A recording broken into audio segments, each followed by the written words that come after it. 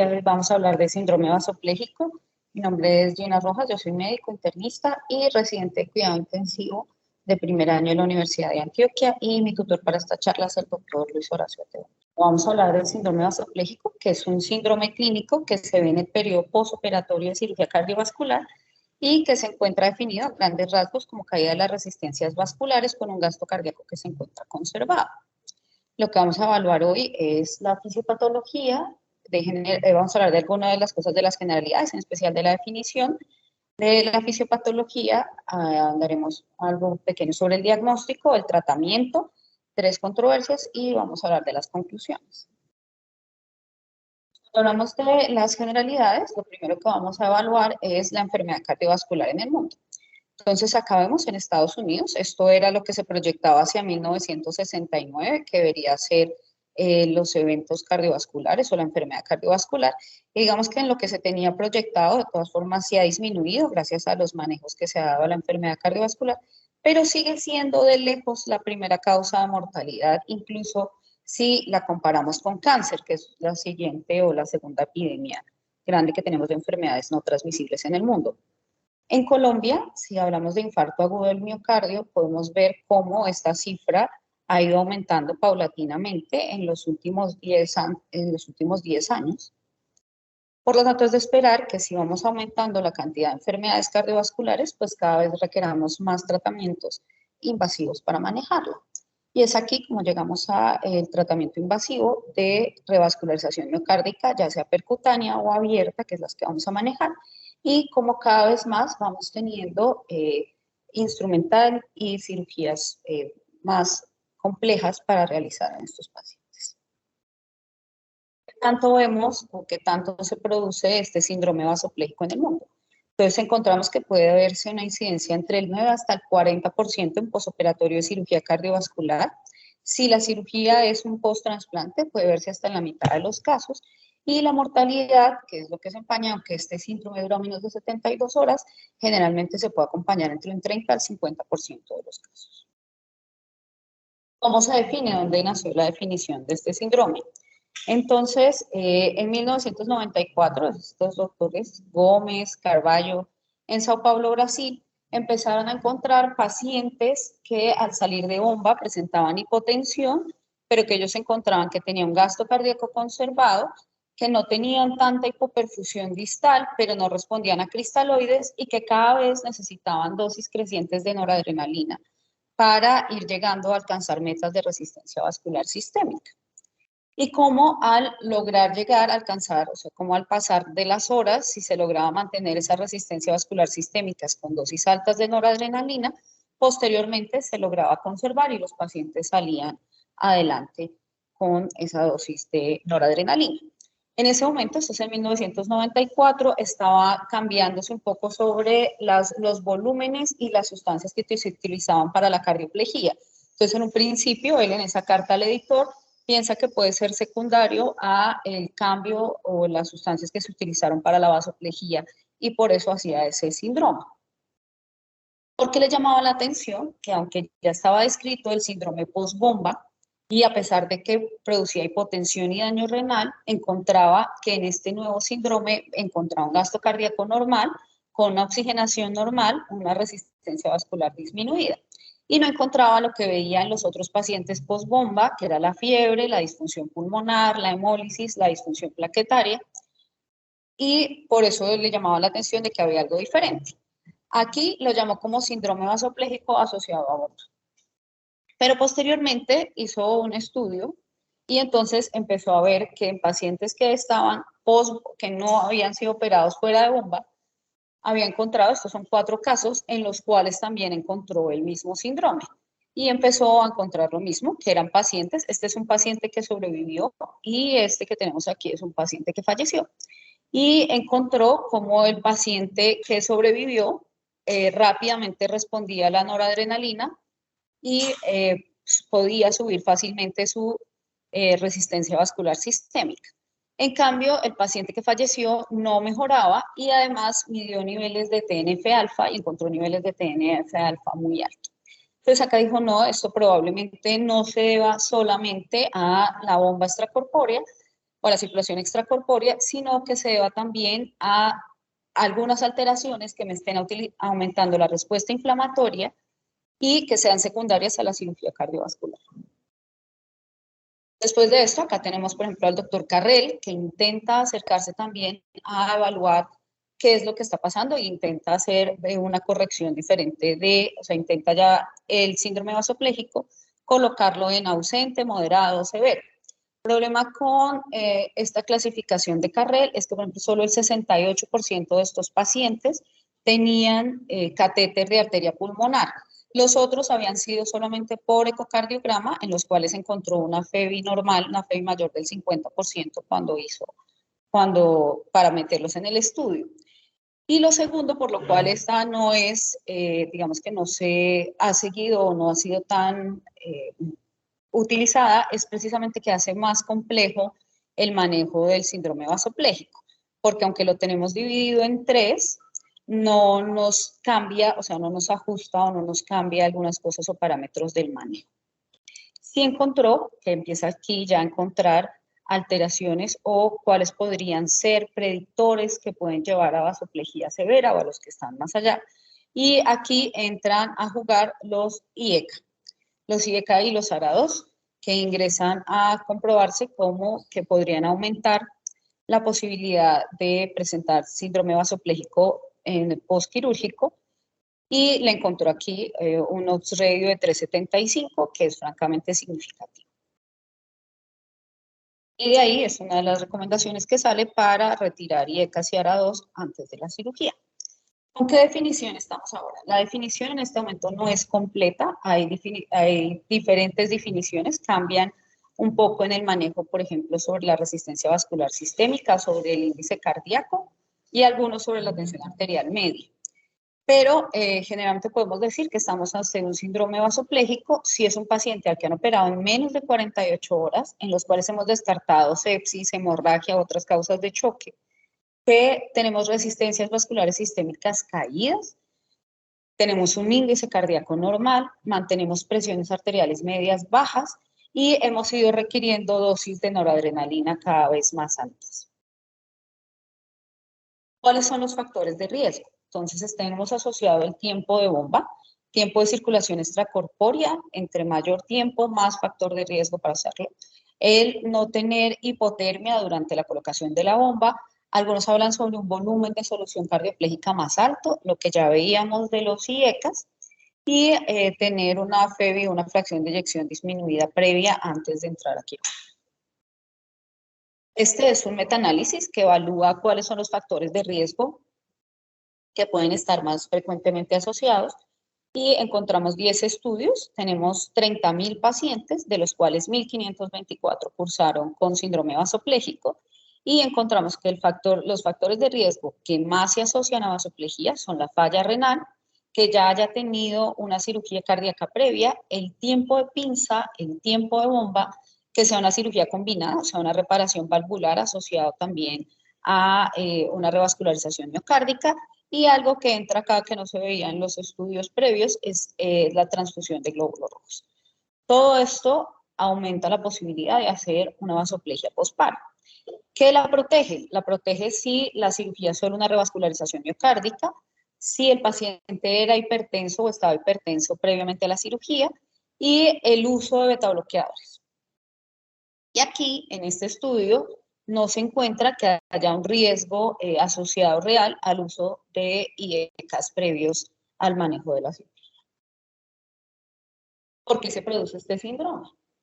Entonces vamos a entrar en 3 puntos. El primero, tenemos un aumento en la producción de óxido nítrico, que ya conocemos que es un vasodilatador. Tenemos una disminución de la vasopresina a nivel del sistema nervioso central, y tenemos una alteración en los canales de potasio-calcio en los vasos arteriales. ¿Por qué? Porque si recordamos, la circulación extracorpórea hace y produce una inflamación directa, ya sea el contacto de la sangre con las cánulas, el contacto directamente ya con la bomba, el contacto, la alteración que se hace cuando se coloca heparina y luego se cambia por protamina. Entonces tenemos que la circulación extracorpórea me va a liberar endotelinas, me va a hacer una gran liberación de óxido nítrico, también me va a liberar radicales libres, me va a activar el complemento, y con ello toda la respuesta inflamatoria que esto lleva sobre el endotelio. ¿Y qué voy a hacer? Entonces voy a tener el estímulo, que acá lo tengo, del trauma quirúrgico como tal, del contacto de la sangre con las superficies de la bomba, la endotoxemia, la isquemia y la isquemia reperfusión.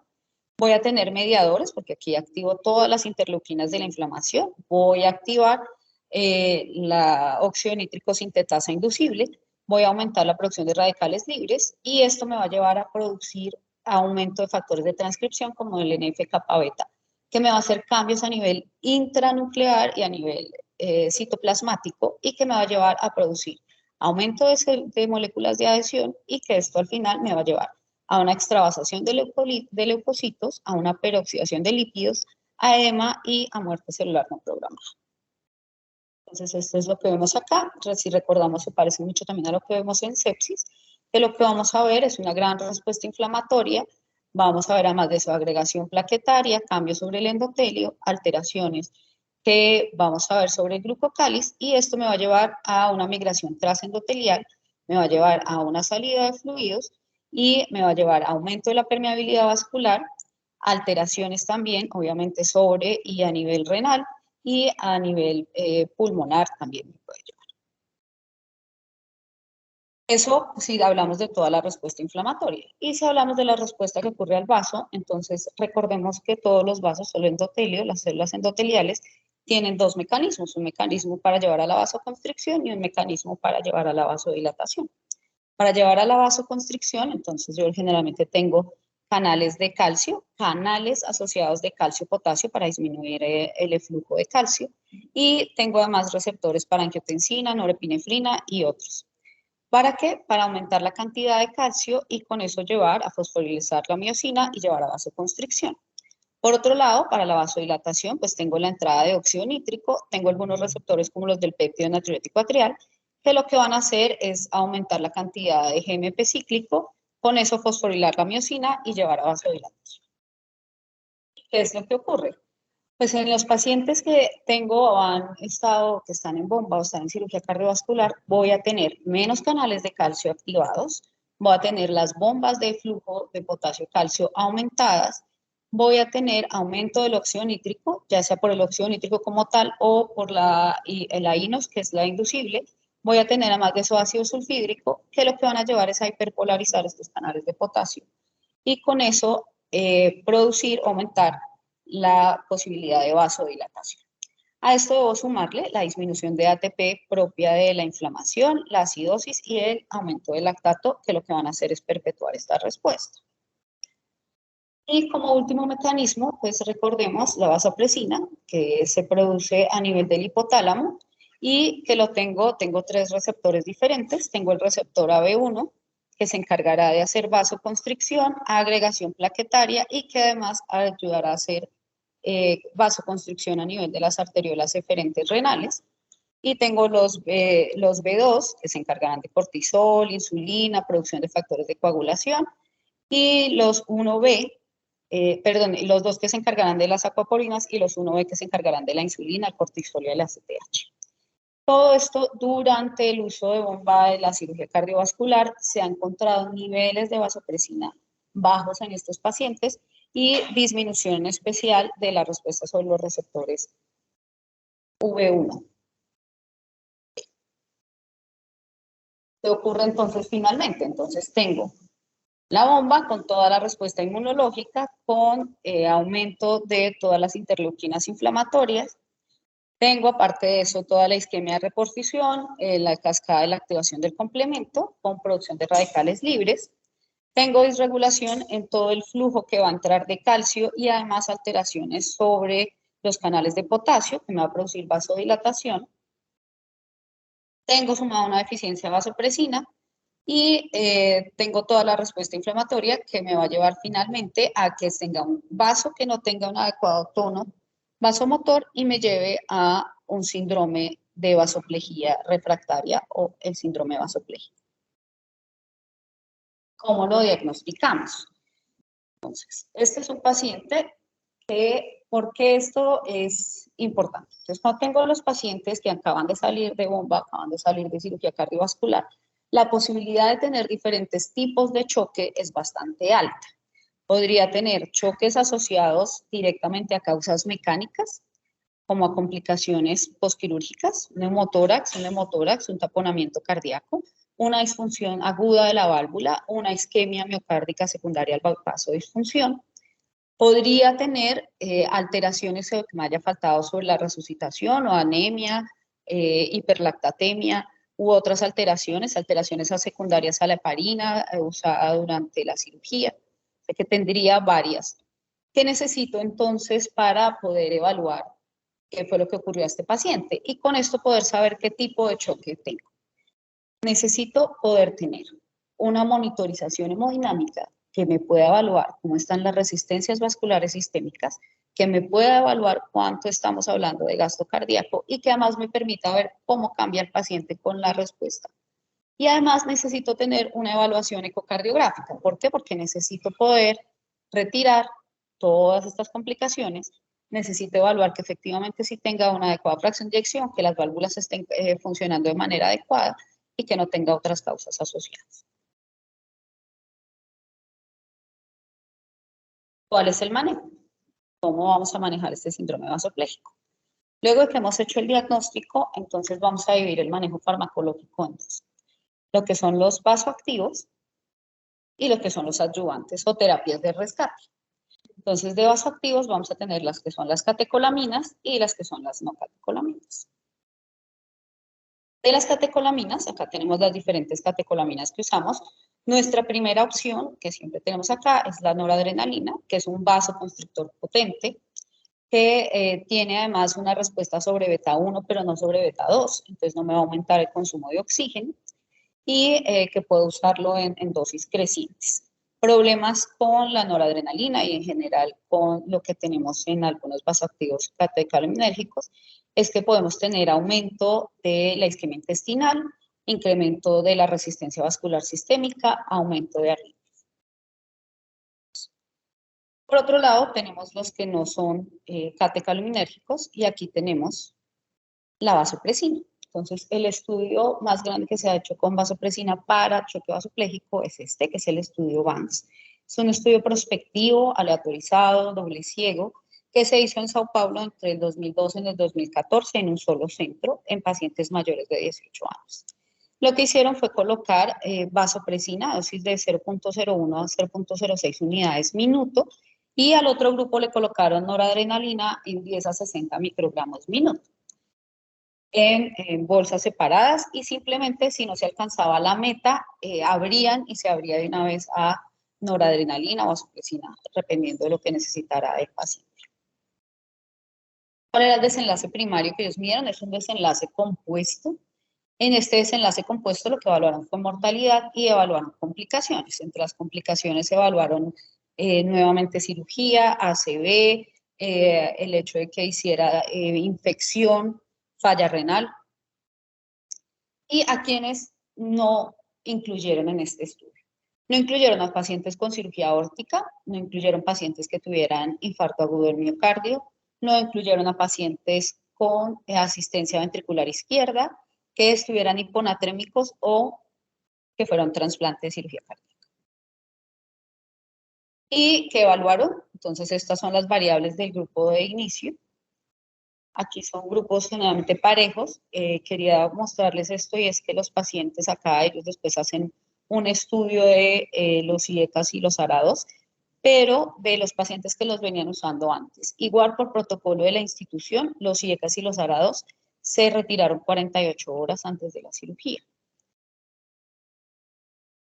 ¿Y cuál fue el desenlace mayor? Entonces encontraron que en este desenlace combinado, el uso de noradrenalina, ¿cuántos tuvieron más eventos?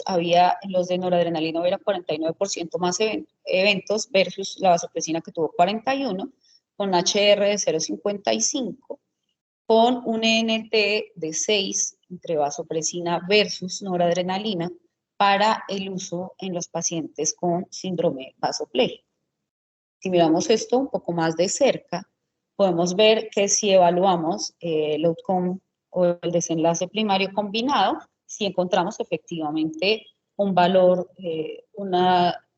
encontramos efectivamente que sí hay una respuesta que es significativa estadísticamente. Pero si ya miramos, por ejemplo, en la mortalidad, vemos que no hay cambios, en tener ventilación mecánica más de 48 horas y que realmente lo que puede estar jalando el desenlace es la falla renal aguda. En esto sí se ve un gran cambio. Y si recordamos, la vasopresina actúa sobre la arteriola eferente produciendo vasoconstricción, por lo cual en pacientes que han salido de bomba y que tienen falla y que ya vimos todo lo de la fisiopatología, pues el hecho de mantener vasoconstricción sobre la arteriola eferente puede ayudar a mantener la perfusión renal. Y por lo tanto, esto podría estar jalando el desenlace. El otro desenlace que es muy importante aquí es que sí se ve una disminución de las arritmias, en especial de la fibrilación auricular.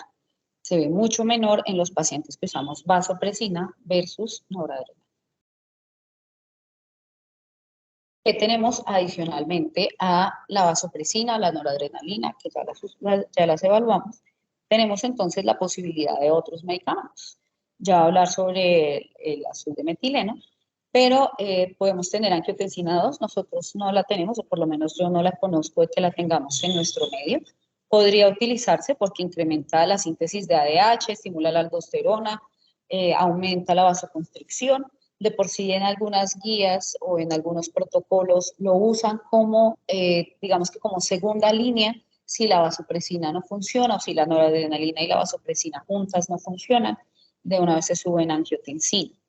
Hay algunos estudios de angiotensina 2 que han mostrado aumento de trombosis venosa profunda y de TEP. En el estudio ATOS, que se hizo precisamente para pacientes con choques refractarios y vasopléjicos, no se encontró este evento adverso, pero eso puede limitar su uso. Tenemos terlipresina, que es una vasopresina de larga acción que actúa solamente sobre los receptores B1 y que podría usarse, pero realmente los estudios que tenemos son muy pocos, son muy cortos, son muy pocos pacientes, entonces la evidencia aún es muy poca. Y vamos a hablar ahorita de la hidroxicobalamina. Entonces, ¿cómo funciona el azul de metileno? El azul de metileno lo que hace es bloquearme la INOS y con eso bloquearme la producción de óxido nítrico y además la guanilato ciclasa, con lo cual disminuye la GMP cíclico y disminuye la vasodilatación, tanto a nivel de la célula muscular lisa como de la célula endotelial. Este es un estudio del azul de metileno para síndrome vasopléjico, para utilizarlo antes como administración temprana. Entonces es un estudio retrospectivo, 2011 al 2016, 118 pacientes, aquí utiliza una dosis de 2 miligramos por bolo e infusión por 12 horas, y dicen temprano si se colocó directamente en cirugía, o sea, se encontraron el choque en cirugía y lo colocaron de una vez, o tardío si ya se colocó en la UCI. Aquí lo que encontraron fue cambios sobre la mortalidad, si se hacía temprano versus tardío, y las otras variables que encontraron o que cambiaron fue aumento de la resistencia vascular sistémica y aumento de la tensión arterial. El problema con este estudio, y por el cual no puede ser acogido como ley, es que los grupos que se hacen, o la opción de los dos grupos para evaluarlo, realmente no son parejos. Hay grupos en el que puedo ver en el de el de azul de metileno, por ejemplo, pacientes más jóvenes, pacientes con fibrilación auricular previa, por ejemplo, entonces no son grupos parejos como para evaluación. Y este es lo que veíamos, aumento de la presión arterial, aumento de mantenimiento del índice cardíaco y cómo se van manteniendo, van aumentando el uso de las resistencias vasculares sistémicas en el manejo temprano con azul de metileno. Entonces, ¿sería que el azul de metileno es realmente tan bueno como dicen y lo necesitamos? Acá tenemos un metaanálisis, este solo tiene 317 pacientes, los estudios son 5. El gran problema es que tenemos muchos estudios de azul de metileno, pero todos tienen dosis diferentes y usan vasopresores diferentes como primera línea. Otros utilizan noradrenalina, otros utilizan epinefrina, otros utilizan vasopresina, otros usan noradrenalina y vasopresina. Las dosis que se usan generalmente son diferentes, hay dosis de 2 miligramos por kilo, hay dosis de 1 miligramo por kilo, hay dosis de 3 miligramos por kilo. El tiempo de recolección de estos datos fue de 2004 al 2020 y cuando hicieron ya todo el análisis y disminuyeron y trataron de disminuir la heterogeneidad de los estudios, 0,10, pues logró llegarse a que sí hay un mejor control, una disminución en la mortalidad entre los pacientes que se usa azul de metileno versus los que no se usa. Pero ya con los análisis dados anteriormente de la heterogeneidad de los pacientes. Problemas con el azul de metileno. El riesgo, entre otros, del síndrome serotoninérgico. Entonces, ¿en qué pacientes debería yo tratar de no usar azul de metileno? Que debería ser importante para tenerlo en cuenta antes de usarlo. Entonces, en aquellos que utilizamos inhibidores de recaptación de serotonina, en aquellos que tienen antidepresivos tricíclicos, pero también en algunos medicamentos, como por ejemplo, un medicamento que podemos utilizar con relativa frecuencia en la UCI, como es el imesol. Entonces, ¿qué otras opciones tengo si no puedo utilizar el azul de metileno? Podría utilizar la hidroxicobalamina. Y la hidroxicobalamina tiene dos mecanismos de acción. Uno, que me bloquea la óxido nítrico sintetasa, y la otra es que me bloquea el ácido sulfídrico, que ya habíamos visto que también colabora para la hiperpolarización de los canales de potasio y de la vasodilatación. Pero de esto lo que tengo son series de casos. Entonces puedo ver series de casos con pacientes 9, 2, 33, 2 casos. En algunos casos lo han utilizado después de utilizar el azul de metileno, en otros lo han usado lo han usado al mismo tiempo que el azul de metileno, en otros lo han usado después de que el azul de metileno no funcionó, y lo que han encontrado es aumento o mejoría de la presión arterial media, mejoría de la mortalidad en algunos casos, pero lo que les digo, solamente estamos hablando de series de casos. Problemas con la hidroxicobalamina, puede hacer alteraciones de tiempos de coagulación, alteraciones de las bilirrubinas, alteraciones hepáticas, puede hacer alteraciones de algunas máquinas de diálisis, pues que si se necesitan usar podrían tenerse esas complicaciones. Entonces, aquí hay algunos que dicen cómo podríamos utilizar entonces esa hidroxicobalamina. Entonces, podría evaluar el diagnóstico de vasoplejía, evaluar si el paciente tiene, porque el azul de metileno también puede utilizar, hay producir hemólisis en pacientes con alteración de la glucosa 6-fosfato deshidrogenasa, o tener factores de riesgo para serotonina, entonces en ese momento administre hidroxicobalamina. Y si no, administre azul de metileno. ¿Cuánto? Considere 5 gramos en una dosis en 15 minutos. Y si es efectiva, puede considerar segundas dosis o otras dosis alternativas. Otras terapias tenemos, estas son múltiples terapias que tenemos acá. Estos últimos, estos que vemos acá, que es el ácido ascórbico, la tiamina y la hidrocortisona, hay un estudio que demuestra que la funcionalidad de cada uno separado no es adecuada, pero que si se juntan, podría usarse y podría llevar a disminución de la mortalidad. Ya estos son terapias de salvamento. El calcio, acá tenemos el bicarbonato de sodio y este que también es un buffer, que podría funcionar como el bicarbonato de sodio, pero que no produce tanta hipernatremia porque no actúa sobre la producción de CO2. Entonces, ya finalmente, ¿cuál sería el algoritmo de manejo? Entonces, lo primero es evalúe y esté seguro de su diagnóstico. Ya vimos, es un paciente que necesita hacer, debe tener una valoración hemodinámica continua y además de eso debe tener una valoración ecocardiográfica. Evalúe que no haya otras causas y corríjalas. Retire los inotrópicos, corrija la acidosis, corrija la anemia, evalúe que no haya una complicación mecánica y que sea otro tipo de choque. Evalúe, haga una respuesta a fluidos, que generalmente aquí es una respuesta baja, no se necesita muchos líquidos, no más de 1000 cc. Optimice cuál es la funcionalidad cardíaca y trate de llevarlo a presión arterial mayor de 65, media. Si no lo logra, inicie noradrenalina. Miren que aquí utilizan noradrenalina a dosis más bajas, hasta 0,2, o vasopresina hasta 0,6 unidades, ya sean juntas o separadas. Y si no, entonces acá ellos tienen la posibilidad, dicen que de utilizar angiotensina 2 o terlipresina. Y en caso tal, utilizar azul de metileno, que ya sabemos que si tenemos posibilidades de síndrome serotoninérgico, utilizaremos de una vez hidroxicobalamina. Y posteriormente, si a pesar de nada de esto mejora, trate de irse por las terapias de salvamento, utilizando vitamina C, tiamina e hidrocortisona. Pues, aparte de la controversia de que se necesita tener un diagnóstico que esté, o sea, que las pautas del diagnóstico estén claras para poder hacer estudios hacia futuro que sean y que puedan ser, que tengan realmente una validación estadística. Tenemos aquí, por ejemplo, el uso de sacubitril/valsartán y ver cómo les iba a los pacientes, si realmente cambiaba o no, por lo que ya habíamos visto que el uso de los IECAS podría presentar alteraciones o podría ser un factor predisponente de síndrome vasopléjico. ¿Qué podemos encontrar? Que aquí realmente no se encontró realmente cambios ni en la mortalidad, ni en la infección, ni en las complicaciones hemorrágicas, ni en la terapia de reemplazo renal, que no se encontraban realmente cambios entre usarlos versus no usar los IECAS y los arados, el sacubitril/valsartán. El segundo, este fue otro estudio que encontraba que el azul de metileno podría estar asociado con peores desenlaces en choque vasopléjico, y acá lo hicieron ajustando. Este es un modelo sin ajustar ni parear los pacientes, y este es uno pareando los pacientes. Este es un estudio retrospectivo que uno podría pensar que a estos pacientes les va peor. El problema de este estudio, y por lo cual tampoco ha tenido fuerza, es que aquí a los pacientes no se les hizo realmente un diagnóstico ni un seguimiento hemodinámico para evaluar cómo cambiaban las resistencias vasculares sistémicas.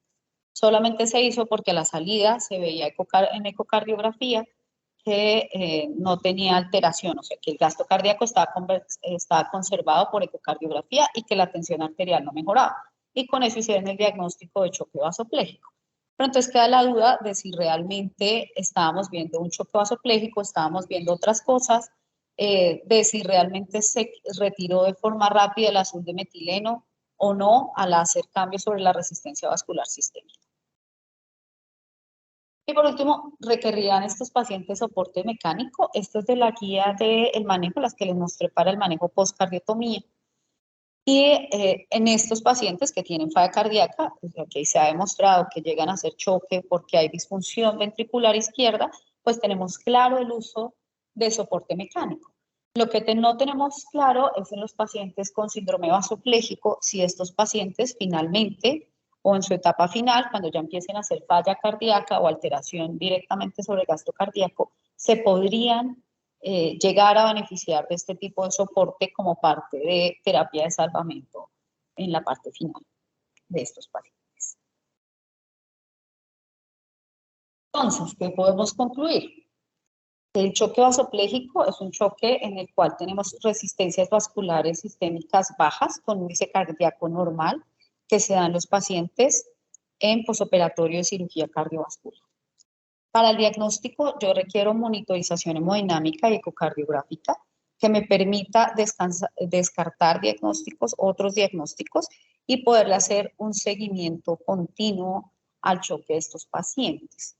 Que el uso de betabloqueadores prequirúrgicos, los tiempos cortos, tanto de pinza como de bomba, y la hipotermia durante el tiempo de bomba pueden ser factores protectores. Y que no es claro si el retirar los IECAS o los ARA2 realmente vaya a llevar a disminución o a cambios sobre la presencia del síndrome vasopléjico. Por ahora, igual sigue siendo una recomendación prequirúrgica retirarlos 48 horas antes del procedimiento. En cuanto al tratamiento, podemos utilizar la noradrenalina o la vasopresina como primera línea del manejo. La vasopresina deberíamos tenerla en cuenta y usarla siempre en los pacientes que ya tienen lesión renal aguda o que vienen con enfermedad renal crónica, y de preferencia en pacientes que además tienen hipertensión pulmonar, que sabemos que les va a ir mejor con vasopresina. Debemos usar de segunda línea siempre el azul de metileno, a menos de que creamos que pueda haber riesgo de síndrome serotoninérgico. La terlipresina, la angiotensina y la hidroxicabalamina tienen poca evidencia, y ya podemos utilizar como medidas de salvamento esteroides, tiamina o vitamina C. Generalmente se usan los 3 juntos. Y eso era lo que tenía para hoy. Bueno, muy bien, Gina. Muchas gracias por tu presentación. Yo te felicito, fue una excelente presentación, creo que hiciste un muy buen trabajo, pues como de pesquisa, de minería, de búsqueda, esa, digamos que esa conjunción de aspectos fisiopatológicos que tiene el síndrome vasopléjico con los síndromes vasopléjicos relacionados a la sepsis es eh, digamos que muy importante porque posiblemente hacia allá se dirigen targets hacia el futuro fisiopatológicos y targets terapéuticos. Creo que hiciste una muy buena revisión y tu conferencia fue muy clara, muy sencilla de entender, deja aspectos supremamente claros. Yo voy a hacer una adición, un comentario adicional a lo que has expuesto, porque en realidad es poco lo que queda por decir y te voy a hacer dos preguntas. Lo primero es con respecto a una de las imágenes que pusiste ahí sobre los aspectos fisiopatológicos de la vasoplegia posoperatoria. Digamos que sí, aunque digamos que hay algún grupo de intensivistas o algunos intensivistas en lo individual que son muy obsesivos con el cuento de que las vasoplas extracorpóreas prolongadas pues casi que están relacionadas siempre a un alto porcentaje de complicaciones posoperatorias y mortalidad, incluyendo dentro de esas complicaciones la vasoplegia. Eso es relativamente cierto y ahí digamos que yo puedo adicionar dos o tres aspectos importantes. Lo primero es que se ha visto que con cirugías con tiempos de operación prolongadas, por ejemplo, en cirugías combinadas, hay una concentraciones sanguíneas mucho más altas de cortisol, de hormona corticotrópica y de beta-endorfinas. Y eso puede estar relacionado precisamente con la disminución de las sensibilidades y las respuestas a los tratamientos posoperatorios. Aunque cuando uno recibe pacientes, por ejemplo, o ve reportes de casos o referencias de otros centros en el mundo, de pacientes sometidos a valvuloplastia mitral, que es supremamente prolongada, en realidad esos pacientes no tienen esos resultados tan severos. Bueno, las dos preguntas que te quiero hacer es esto. ¿Qué encontraste o qué pudiste evaluar sobre si hay una disminución, una caída de los receptores de vasopresina? ¿Qué tal si se utiliza vasopresina profiláctica en pacientes que tengan algunos factores de riesgo que ahí están establecidos durante tu conferencia? ¿Qué pudiste encontrar de eso? Y segundo, precisamente para evitar la vasoplegia postoperatoria, en contraste de utilizar vitamina C y vitamina B12 prequirúrgica. ¿Qué posibilidades hay de tener eso como una posibilidad de estudio hacia el futuro? Pues son estudios pequeños, hay dos estudios sobre el uso de vasopresina, también sobre el uso de azul de metileno previo en pacientes con enfermedad renal crónica en especial, que son los que van a ser llevados, que tienen factores de riesgo para producir síndrome vasopléjico.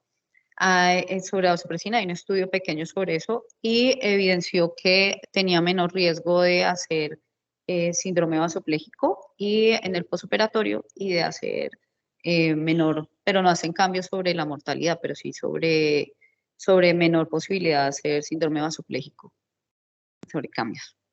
Y lo mismo con hidroxicobalamina, esta es como también como una dosis profiláctica, igual que con el de azul de metileno, pero sin mayor cambios, ese sí es más pequeño aún.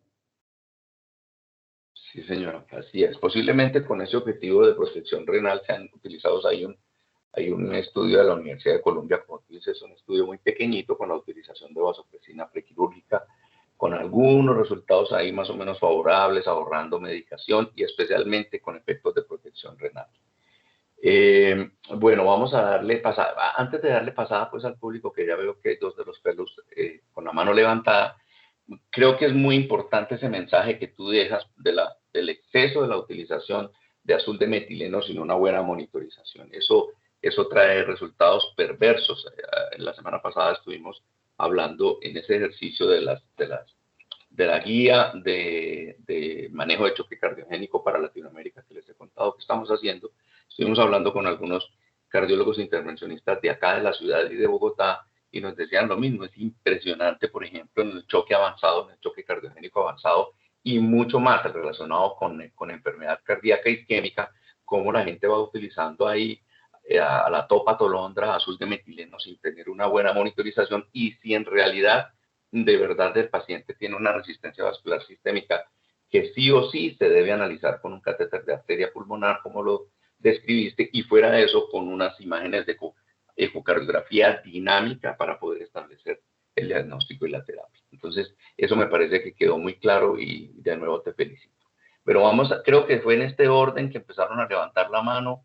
Voy a darle primero la palabra a Ricardo, creo que luego fue el profesor David y por último Cristian. Bueno, primero, muchísimas gracias a Gina, una excelente presentación.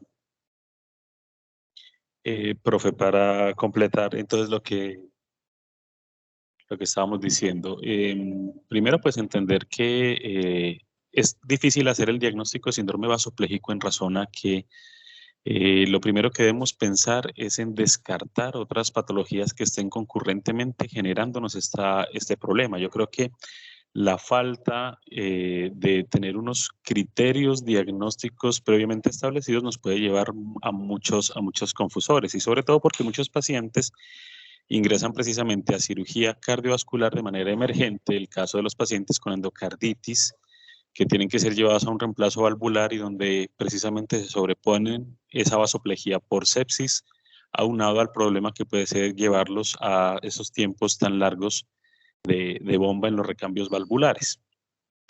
Entonces es una cosa pues que siempre tenemos que tener pendiente.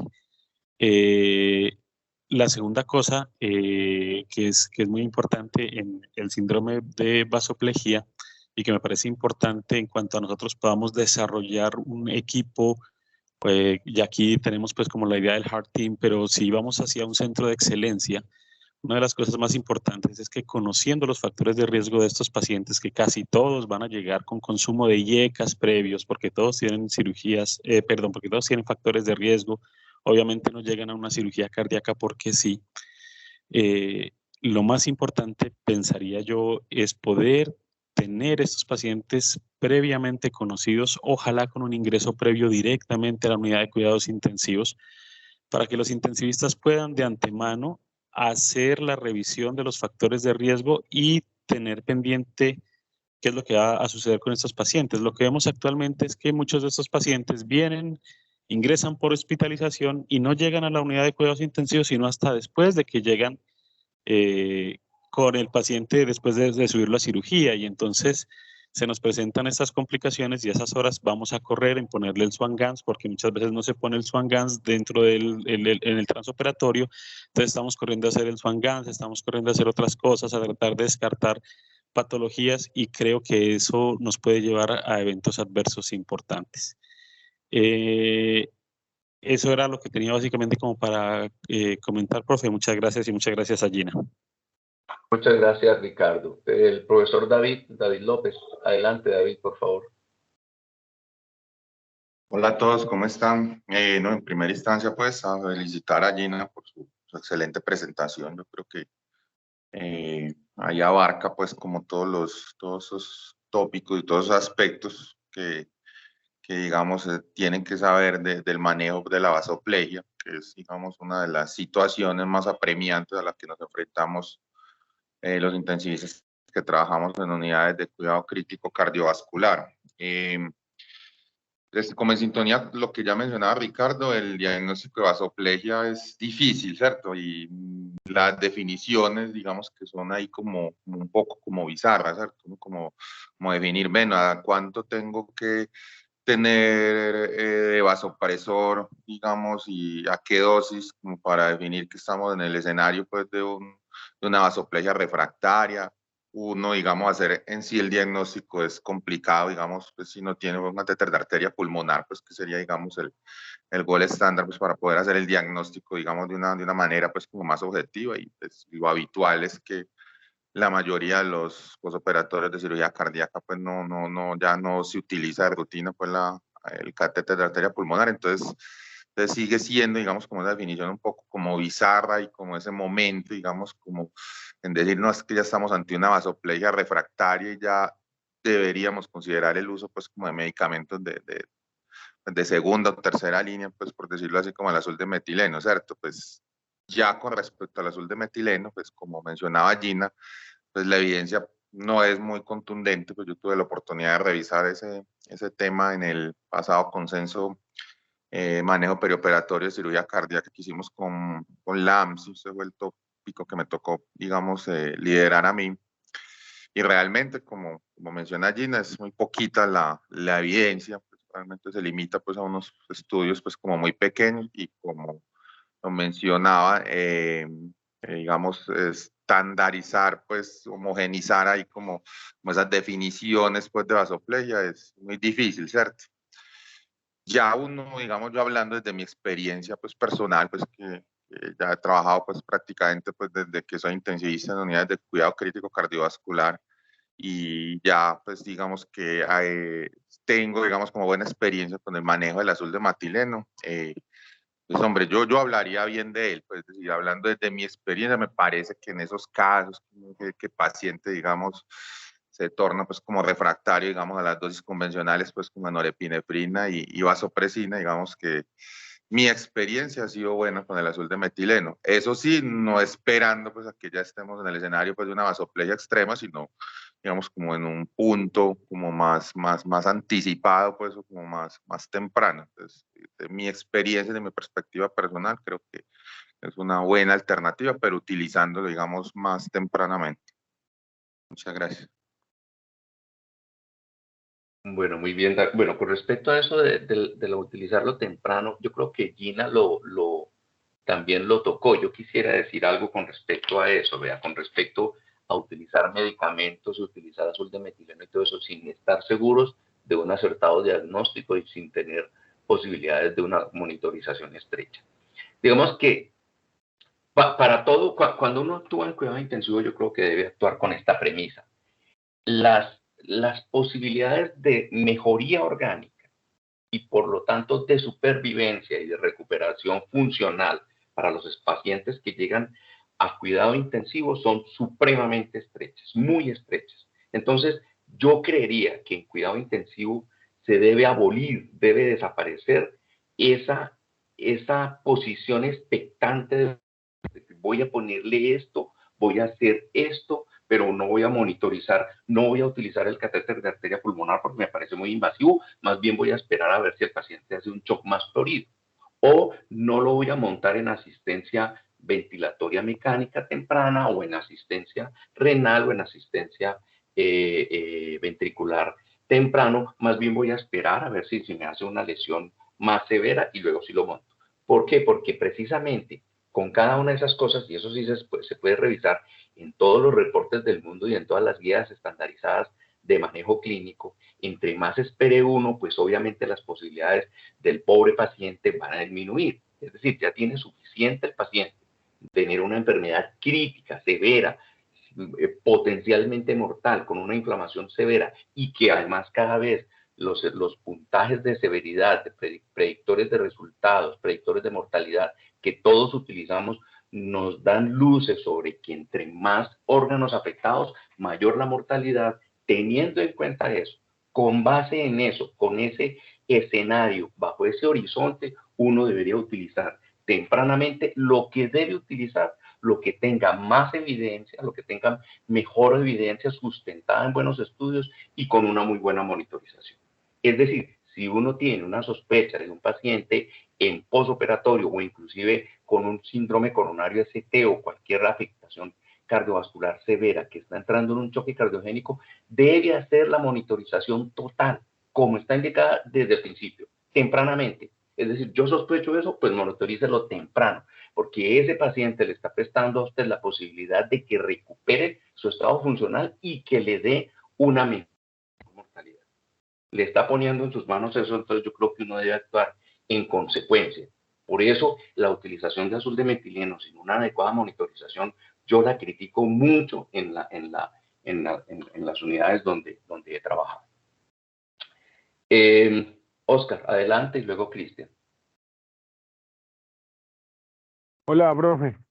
Gina, felicitaciones. No, algo que solo para mencionar, no sé qué les parece a ustedes, pero evaluando las bases de la fisiopatogenia y los factores de riesgo, Yo creo que en el futuro no esperaría que la angiotensina sea una buena opción. No, hay grupos que utilizan angiotensina como tercer vasopresor, o sea, después de norepio y vasopresina, antes de pensar en azul de metileno, consideran y hay protocolos de manejo y algoritmos de manejo que utilizan angiotensina. Yo creo que todo va encaminado a la medicina personalizada y el uso de vasopresores, así como la sepsis en el futuro debe ser. Creo que en esto también, ¿cierto? Comparten muchas bases fisiopatológicas y hay algunos datos descritos de que si uno pudiese medir los niveles de renina o de angiotensina en ese grupo de pacientes, el más que los estudios son muy pocos y conozco son estudios en sepsis, no conozco esto y no sé si usted, profe Horacio o Gina, han revisado algo de que parece que cuando hay niveles séricos bajos, la opción de utilizar la angiotensina, ¿cierto? El efecto vasopresor es mucho mayor en ese tipo de paciente. Entonces, sería chévere y también sería importante como reconocer ese grupo de pacientes en los cuales probablemente van a beneficiarse un poco más de ese tercer vasopresor.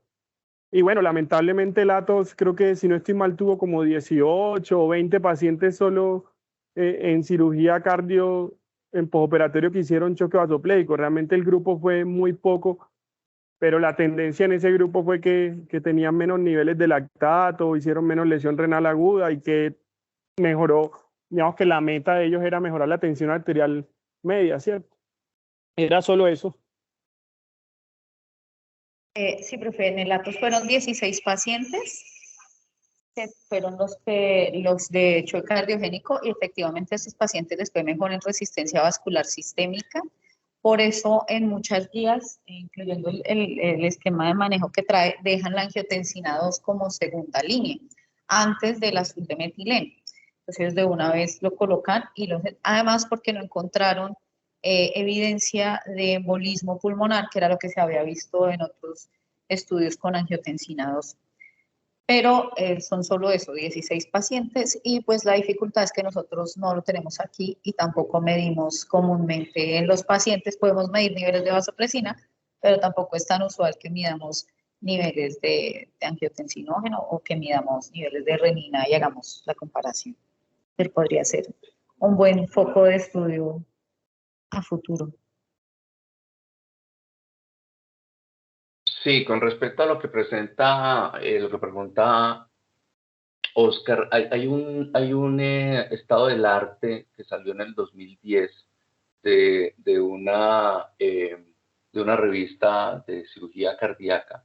En ese momento no me acuerdo, tengo que buscarlo, que quedó pues con la tarea, pero es precisamente el doctor Levine, que es, como mostró Gina, hay como autores que siempre repiten, que están metidos en el mismo cuento y son de esos investigadores obsesivamente, afortunadamente son obsesivos, siguen estudiando sobre lo mismo. Les recomiendo mucho que lo busquen, porque él en ese artículo muestra, por ejemplo, cómo en un análisis incluyendo pacientes que tienen riesgo, especialmente esos riesgos inherentes a la terapia o a la misma enfermedad antes de la cirugía, él cómo demostró al inicio del bypass, durante el momento del bypass coronario y en la salida del bypass se podía predecir que fueran a tener una vasoplegia severa postquirúrgica. Ese estudio se los debo, si no búsquenlo, el autor es Levine. En ese artículo muestra cómo uno puede predecir la vasoplegia y cómo podría utilizar, por ejemplo, cualquiera de esos medicamentos prequirúrgicos y sería, como dice Oscar, un buen target para investigación futura. Quedo en deuda con eso que preguntó Oscar y creo que nos hacía falta Cristian, ¿cierto? Cristian tiene la mano levantada. Sí, aquí está Cristian. Cristian, adelante. Sí, señor. Buenos días a todos. Gracias, Gina, por tu excelente presentación, muy completa. No, quería decir, ya han comentado mucho de lo que quería comentar, pero bueno, sí, para recalcar lo de que gran parte o la mayoría de los pacientes que van a cirugía cardiovascular no tienen catéter de arteria pulmonar. Entonces, es por esto que el diagnóstico prácticamente es de descarte y no dejar a un lado que muchos de estos pacientes, y lo he visto en la práctica clínica, lo manejan como choque vasopléjico y lo que tiene es un taponamiento regional posterior, por ejemplo, que solamente lo podemos evaluar con ecocardiografía y se manejan como si fuese un choque vasopléjico. Y pues lo que he visto en la experiencia que he tenido con estos pacientes es que entre más tiempo de pinza y bomba tienen, más sostenido es el choque vasopléjico. Me llamaba la atención en el algoritmo que propone Gina en su revisión el uso de vitamina C y tiamina. Sabemos que esta propuesta ha sido ya desde hace mucho tiempo, incluso por el doctor Paul Marín, desde la Universidad de Virginia, que es como los precursores el grupo que más ha trabajado en este tema. Y incluso este año en New England salió un estudio randomizado donde demostró que no mejoraba el desenlace en el choque distributivo, extrapolándolo desde el choque séptico, que es donde más se ha utilizado la vitamina C, la tiamina, la hidrocortisona. Pero bueno, sí me llamaba la atención como esa recomendación en el algoritmo de manejo. Hablando pues de la terlipresina, que también lo mencionó en su algoritmo, el estudio, un solo estudio que se hizo en choque séptico, son pocos estudios, hay como 2 o 3 estudios, pero incluso uno de ellos se suspendió tempranamente porque se asociaba a mayor eventos adversos tanto gastrointestinales como de isquemia distal. Y para terminar, hay una revisión del 2016 del doctor Tebull y Monet, donde hablan de la elastancia dinámica en choque distributivo. Ellos tienen como hacen una relación de la variabilidad de presión de pulso sobre la variabilidad de volumen sistólico y con esa relación, si es mayor o menor de 9, sugieren si es disfunción de bomba sola, vasoplejía o ambas. Entonces, como para revisar ese estudio que sería chévere.